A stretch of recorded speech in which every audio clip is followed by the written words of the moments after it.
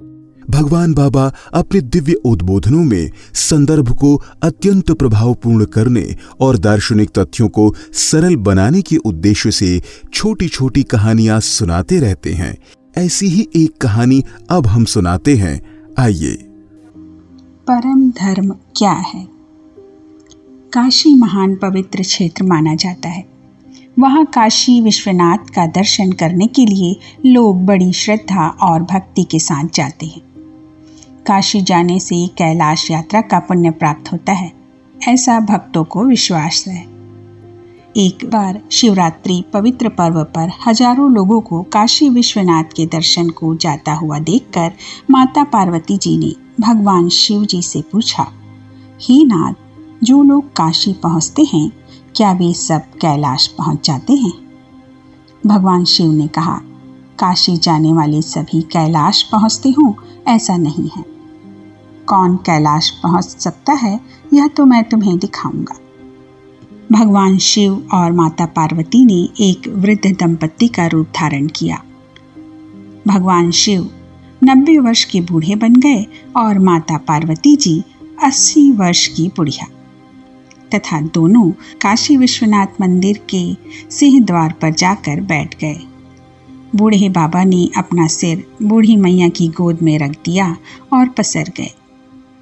मंदिर में काशी विश्वनाथ को गंगा जल चढ़ाने और दर्शन के लिए जाने वाले भक्तों से वह बुढ़िया बड़ी आर्त और दीनता भरे शब्दों में प्रार्थना करने लगी।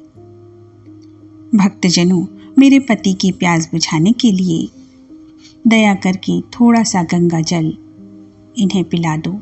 दशा खराब है, इसलिए मैं इन्हें छोड़कर गंगा जल लेने जा नहीं सकती और मुझ में सामर्थ्य भी नहीं है। इनके किस समय प्राण निकल जाएं, कुछ कह नहीं सकती। आप में से कोई भी थोड़ी सहायता कर दो। भक्तजन गंगा जी में स्नान कर गीले वस्त्र पहने हाथों में गंगा जल से भरे पात्र लिए चले आ रहे थे। उस वृद्धा की बात सुन वे कहते, यह क्या है? विश्वनाथ के दर्शन किए नहीं, उससे पहले ही ये दरिद्र देव कहाँ आ गए? और शीघ्रता के साथ मंदिर में चले जाते। कुछ कहते, ठहरो, पहले हम विश्वनाथ भगवान के दर्शन करावें, फिर तुम्हारे पति को गंगा जल देंगे। इस प्रकार उनकी किसी ने भी बात नहीं मानी।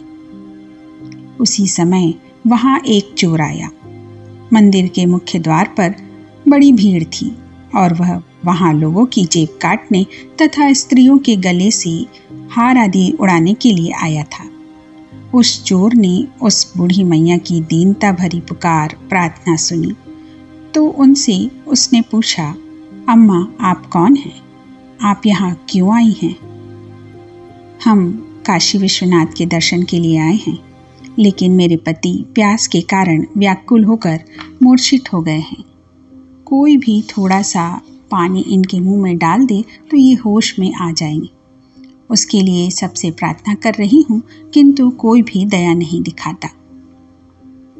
वृद्धा ने उससे कहा। चोर के पास पानी था और वह उस समय वृद्ध को पानी पिलाने के लिए फौरन तैयार हो गया। बूढ़ी मैया ने उससे कहा, बेटा ठहरो, मेरे पति के किसी भी क्षण प्राण निकल सकते हैं, इसलिए तुम इनके मुंह में पानी डालने से पहले अपने किए हुए पुण्य कार्य की याद करो और फिर पानी डालो। चोर ने विचार किया कि मैं असत्य बोलने के अतिरिक्त कोई पुण्य किया ही नहीं, क्या याद करूं? वह बोला, अम्मा, मैं तो एक चोर हूं, अब तक मैंने कोई भी पुण्य कार्य नहीं किया है। यह देखो, इन बूढ़े बाबा को जल पिला रहा हूं, यही मेरा पुण्य कार्य है। ऐसा कहते हुए उसने वृद्ध के गले में पानी डाल दिया। उसी क्षण भगवान शिव और माता पार्वती अपने असली रूप में प्रकट हुए और चोर को दर्शन दिए। परोपकार के लिए ही मानव जीवन है, स्वार्थ के लिए नहीं।